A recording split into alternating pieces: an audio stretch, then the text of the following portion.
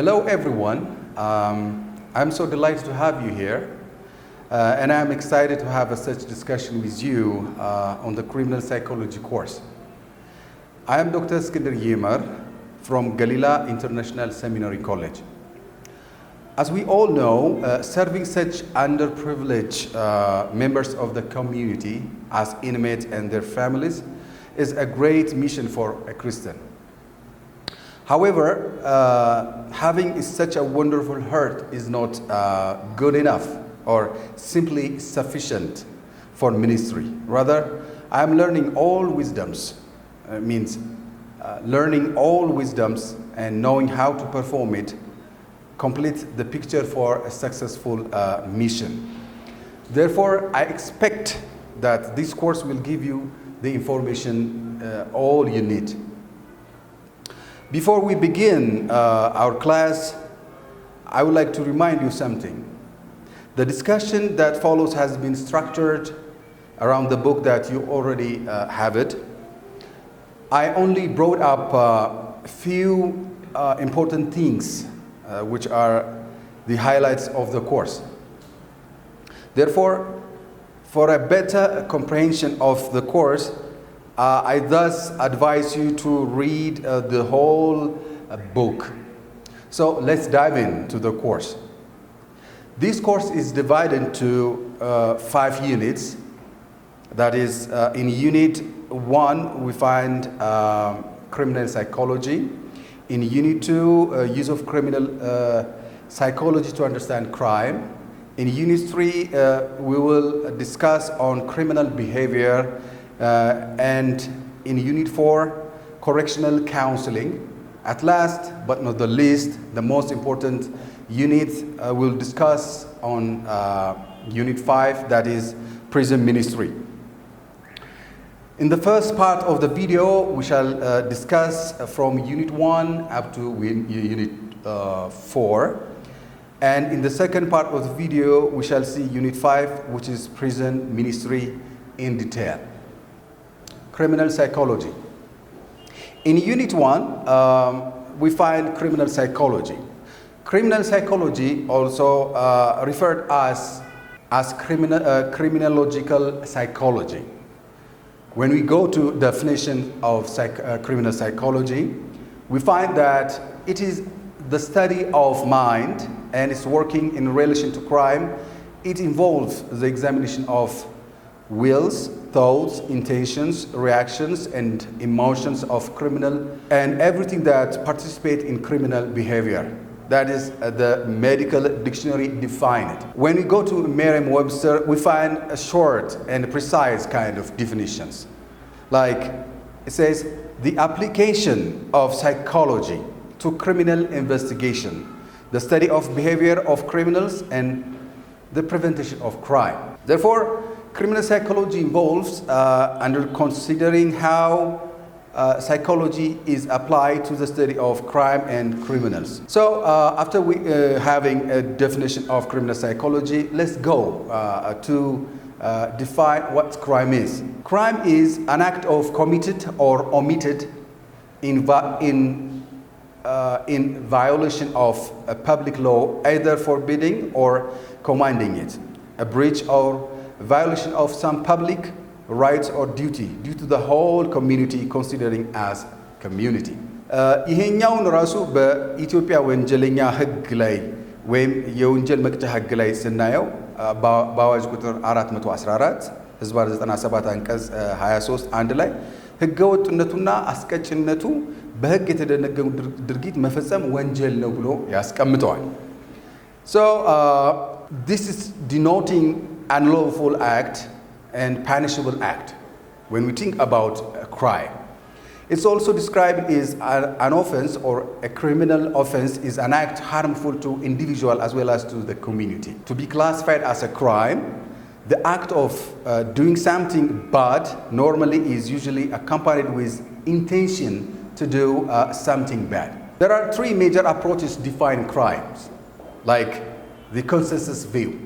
The consensus view basically tend on this school of thought is that society function as an integrated structure its stability depending upon agreement or consensus among its members about the norms, rules, values which are to be uniformly respected. Thus, the society legal system is a reflection of the consensus of what within that particular society will and will not be tolerated as acceptable conduct. A crime is therefore a violation of criminal law, an act which meets with the disapproval of majority. The act must be legally forbidden. 1. Antisocial behavior in itself is not a crime unless specifically and explicitly prohibited by law. The second approach that defines crime is conflict view. It stands directly opposed to the consensus view. In this view, society is being seen as a collection of competing, diverse group of professional bodies, unions, students, and so on. As theories based on conflict are clearly political and economical in orientation. The function of criminal justice system is viewed in very much the same terms. Therefore, they believe criminal law exists for the express purpose of protecting the rich. In Marxist terms, the justice system exists to preserve capitalist interests that are the interests of capitalist bourgeois, ensuring power remains with the wealthy and not the proletariat. The third approach of criminal psychology to define crime is the interactional view. While the consensus and the conflict view of crime stand directly opposed, the interactionist view falls between the two camps. The first of these camps is each individual behavior is guided by their interpretation of reality and the meaning which events hold for them. The second assumption has its focus on the learning of meaning process seen as resulting from the way in which other people react, either positively or negatively, toward any given individual or situation. The third assumption holds that valuation of one's own behavior is made according to the meaning learned and acquired from other people. In focusing sharply on meaning, the interactionist view of crime moves away from the moral stance of right, wrong, central to the consensus view. Thus, while taking the life of another person is a criminal act, this does not always have to be the case. Self-defense in a battle during a war and a state execution are examples of legitimate killing. The decision as to when an act becomes a crime is not a matter of consensus, rather a statement of the preference of those who hold social power are able to impose their preferred definition on society. So, why commit a crime? Have you ever asked this question to yourself? Criminology is the one who study such kind of issues. So criminology is the study of why individuals commit crimes and why they behave in a certain situation. By understanding why a person commits a crime, one can develop ways to control crime or rehabilitate the criminal. There are many theories in criminology. Some attribute crime to the individual. They believe that an individual weigh the pros and cons, make a conscious choice whether or not to commit a crime. Others believe, on the other hand, it is a community responsibility to ensure that their citizens do not commit crime by offering them a safe and secure place in which to live. So let's see some theories of criminology. The first one is rational choice theory. In rational theory, people generally act in their self-interest and make decisions to commit crime after weighing the potential risk, including getting caught and punished against the reward. Social disorganizational theory. A person's physical and social environments are primarily responsible for the behavior choice that person makes. In particular, a neighborhood that a thriving social structure is more likely to have a high crime rates. Such a neighborhood may have poor schools, vacant and vandalized buildings, high unemployment, and a mix of commercial residential property. In social disorganization theory, almost the society take the responsibility or the blame, not like rational theory. The other one is strain theory. This theory most believe that most people have a similar aspirations, but they don't all the same opportunities or abilities. When people fail to achieve society expectations through approved means, such as hard work and delayed gratification, they think that they may attempt to achieve success through crime. The other one is social learning theory. People develop motivation to commit crime, the skills to commit crime through the people they associate with. Social control theory is another kind of criminal psychology that study crime too. Is that it says most people would commit a crime if not for the controls that society places on individuals through institutions such as schools, workplaces, churches, families. The other one is labeling theory. People in power decide what acts are crimes. The act of labeling someone a criminal is what makes him a criminal. They believe like this. Once a person is labeled as a criminal, society takes away his opportunities. So that person will not have a choice than doing a crime. They think like that.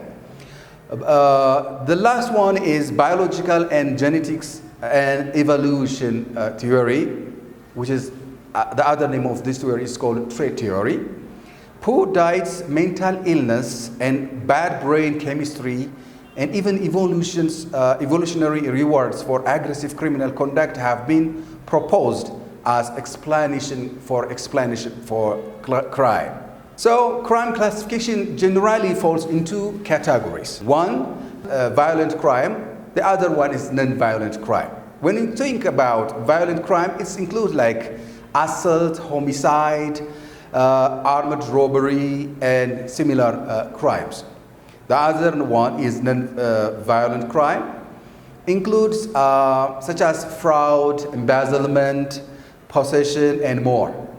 Non-violent and violent crime are not always mutually exclusive, and they are often overlap. You may find some kind of terms of violent crimes like homicide, the killing of a person by another regardless of the circumstances, murder, the intentional killing of another human being, first-degree murder, a term some states use to refer to intentional killing, second-degree murder, a term some states use to refer to an intentional killing which the killer demonstrates, extreme indifference to human life, or wanton disagreement for the life of victim. So let's go to assessment.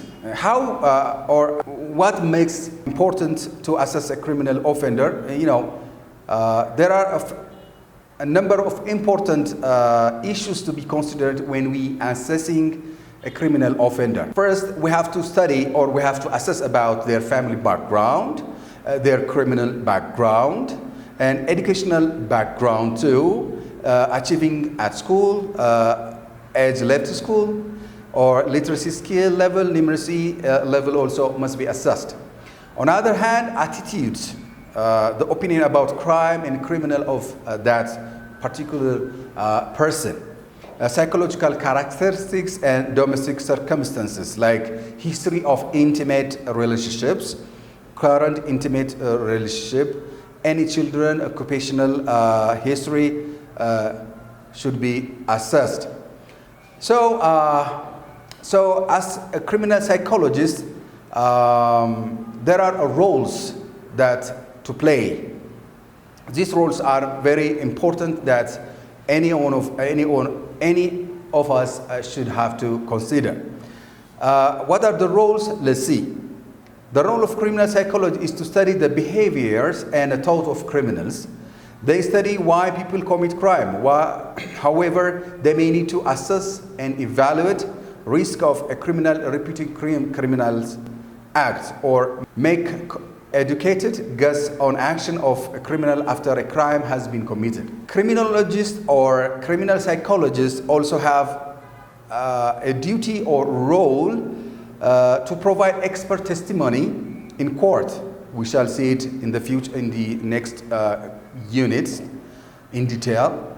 They also have a duty of criminal profiling or offender profiling. They do research on an offender's life, history, conduct interview, and provide expert testimony in the courtroom. The criminal psychologists also involved with treating convicted criminals. Therefore, they may also be involved with the development of criminal rehabilitation programs, such as anger management training, social and cognitive skills training, and treatment of drug and or alcohol addiction. Let's see the roles of criminal psychologists. As we have discussed earlier, one of the role of criminal psychologists is profiling. Criminal profiling or offender profiling is a behavioral and investigative tool to help investigators to accurately predict and profile the characteristics of unknown criminal subjects or offenders. Criminal profiling is about determining the most probable sequence of events. Ainsworth identified four main approaches to criminal profiling, which are the geographical approach, investigative psychology, and typological approach.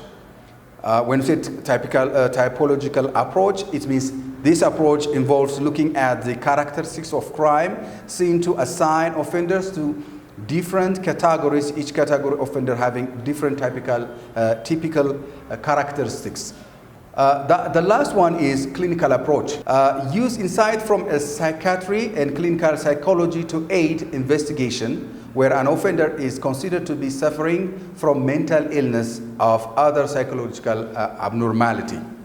By the way, we have to be careful that one approach cannot claim to be better than others. Rather, with knowledge, training, and understanding, the criminal psychologist will be able to identify the most appropriate approach in his or her opinion for the case they are presented with. Let's see the other role of criminal psychologist. That is forensic psychology. The application of psychology in the criminal and civil justice system is known as forensic psychology. Let's see some major forensic psychology related theories, like rational choice theory. In this theory, this theory suggests that the offender is completely rational when making the decision to commit a crime. They give the responsibility to the person because they believe that it is completely his choice to do it or not to do it. Many criminologists consider choice theory is perhaps the most common reason why criminals do things they do. Reason for offending can be based on a variety of personal needs, they said, like including greed, revenge, need, anger, lust, jealousy, thrills, and vanity. Inside the rational choice theory, there are three models of criminal behavior. One is rational actor, the other was predestined actor, and the victimized actor. When we think about the rational actor, propose that individuals choose whether to commit a crime, whereas the predestined actor proposes that criminals cannot control their personal urges and environment, thus inducing them to commit a crime. The victimized actor models propose that crime is the result of the offender being a victim of unequal society. The other forensic psychology approach or theory is Eysenck's theory of personality and crime. In this theory, criminal behavior is the result of interaction between a certain environment conditions and features of the nervous system. Followers of this theory believe that each individual offender has a unique neurophysiological makeup that when mixed with a certain environment. However, Eysenck was not suggesting criminality that is innate. He is not thinking that it's innate or inborn. Rather, it's certain peculiarities of central and autonomic nervous system that react with the environment. with upbringing many other environmental factors to increase the probability that a given person would act in a certain antisocial manner. The other one is trait theory, which we have been discussed earlier. We have been calling it like biological theory. So trait theory is a more extreme version of ethnic theory. The view is that criminality is a product of abnormal biological or physiological traits. Contemporary trait theorists do not suggest that a single physical or biological attribute explains all criminality. Rather, each criminal has a unique of characteristics that explain behavior. Some may have inherited criminal tendencies. Some may have neurological problems. And yet, other research shows that some criminals may have blood chemistry disorder, which heighten antisocial activity. There is a definite link between, they believe that there is a definite link between behavior pattern and chemical range changes in the brain and nervous system. Biocriminologists believe that criminals are genetically predetermined. They maintain that the body needs a stable amount of minerals and chemicals for a normal brain function and growth.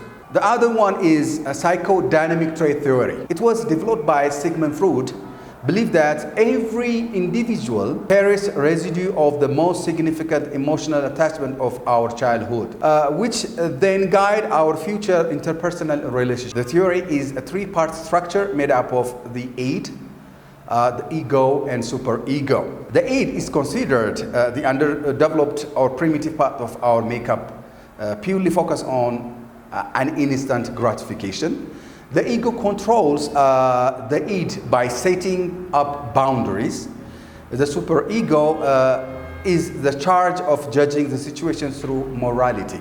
Psychodynamic theorists believe that offenders have id-dominated personalities. Therefore, crime is a manifestation of feelings of oppression and people's inability to develop the proper psychological defense and rationale to keep these feelings under control.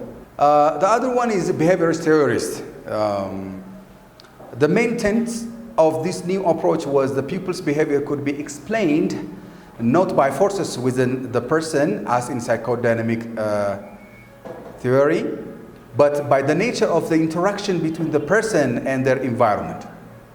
Behavior could be learned through interaction with the world. Pavlov and Watson, like Freud, had started a new way of thinking about the world. And upon these behaviorist ideas were based some important criminological theories, namely learning theories.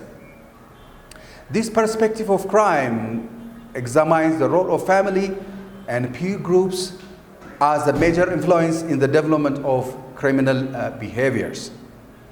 It's influenced by the idea of reward, enforcement, and punishment and extinction. In simple terms, if a behavior is rewarded, they think it's likely to be repeated.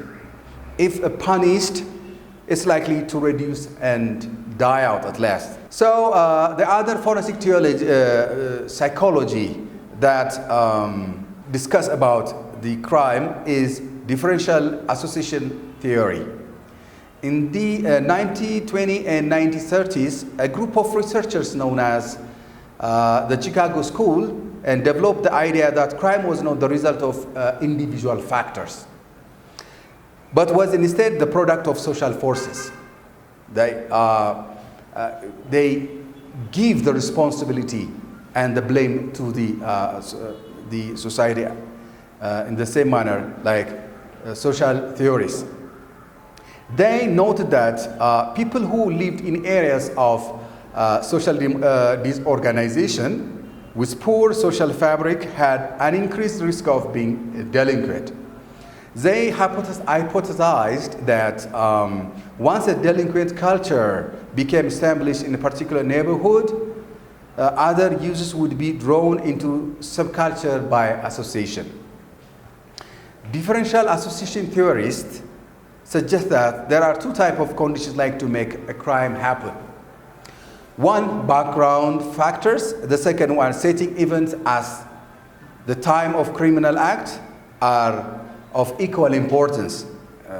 There are environment cases like they said, which indicate to the offender whether or not whether behavior crime is likely to be rewarding, like empty house, open property shelves, by ease of access, more likely to be burglared.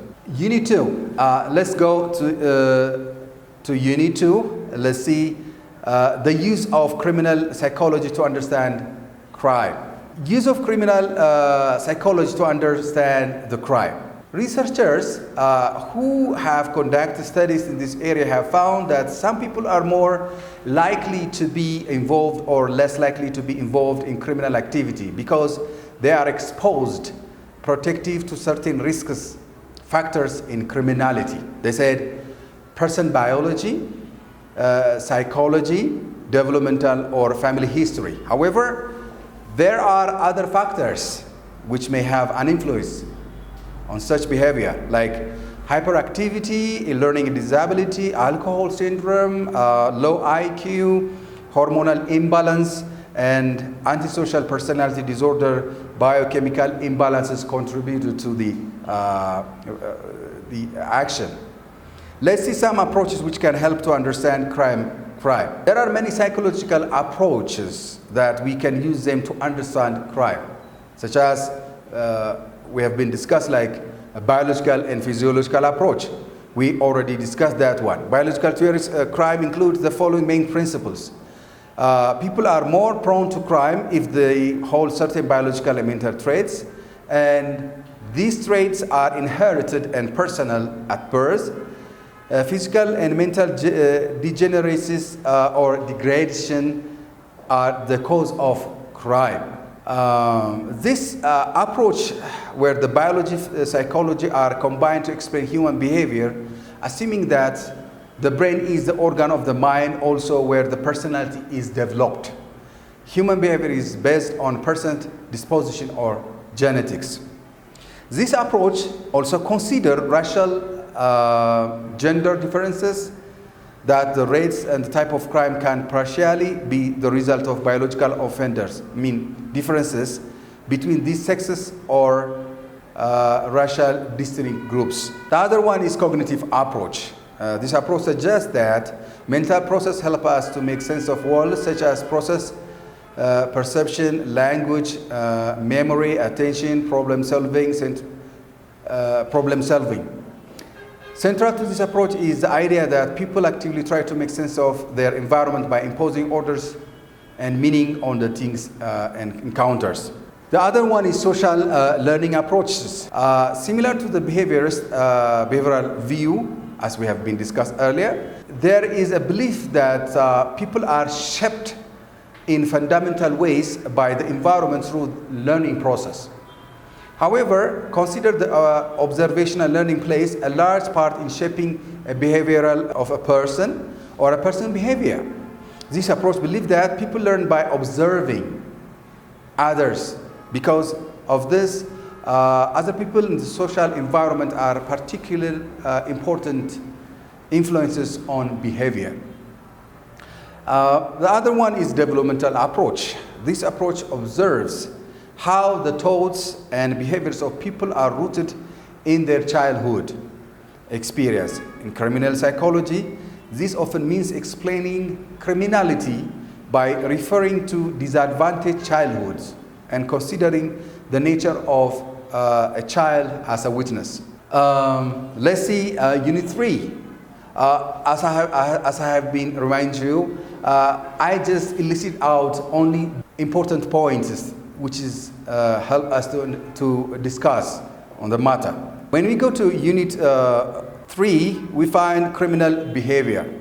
Criminal behavior is a kind of study that helps us to understand offender better and answer questions like who criminals are, why do they commit an offense, how do they think, and what do they do. Theories of criminal behaviors. There are 3 broad models of criminal behaviors that explain criminal behavior, such as psychological, sociological, and biological models.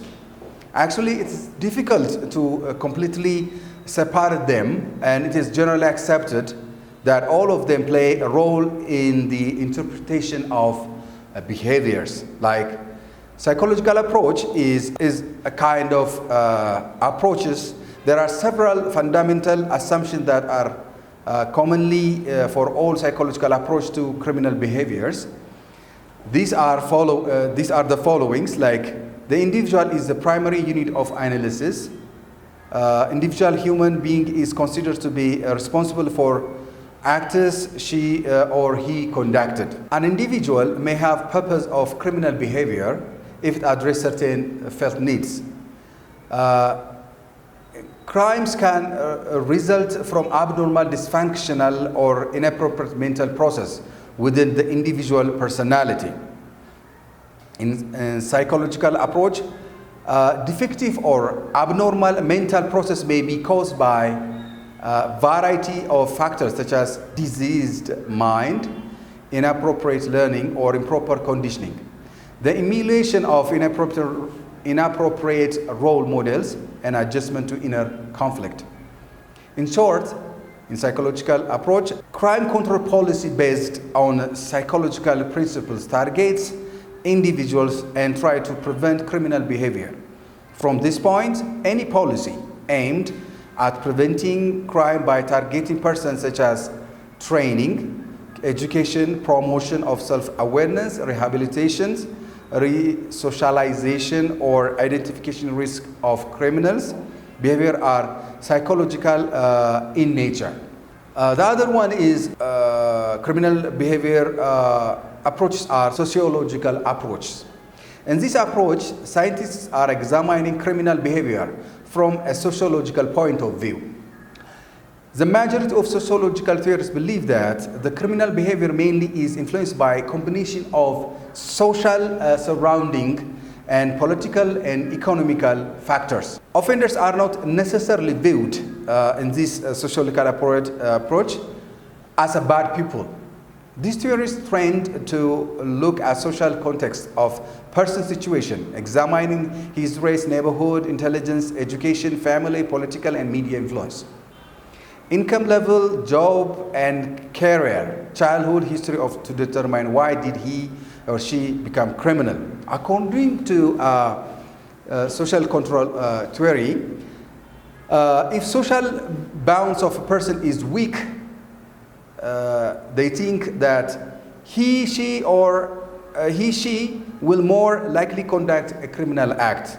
Because of people care what others think of them and try to conform with social expectation because of their attachment to others. Biological approach, we already discussed this one in the unit 1, so no need of repeating.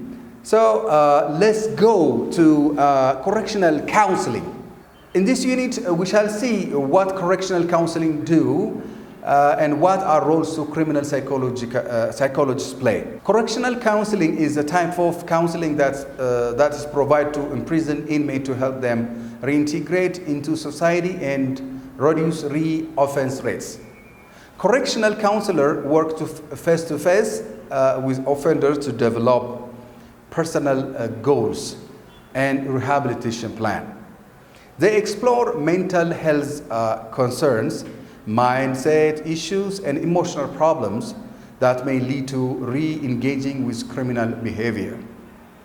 Correctional counseling accomplishes the following factors by teaching offenders. 1, how the principles of mind, thoughts, and consciousness create their experience from the inside out. The second one is how to use their thinking agency in accord with its natural design. The other role of criminal psychologists is profiling. Profiling is already explained in Unit 1, so I jump to role in court. The role in court is one of the duties of criminologists or criminal psychologists. Criminal psychologists are often called or asked to attend criminal and civil cases in the court.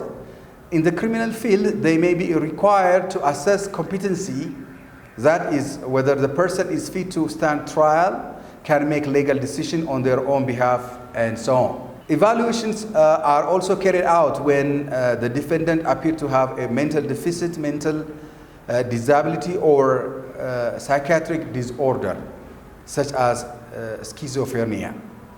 Psychologists may also have to evaluate the defendant's mental state at the time of the offense. The other duty in the court is criminal psychologists can also be used in civil law to determine the level of trauma, to determine the amount of distress a victim may have experienced. Criminal psychologists may also be asked to evaluate potential jury member to try to eliminate any potential prejudice in the selection process.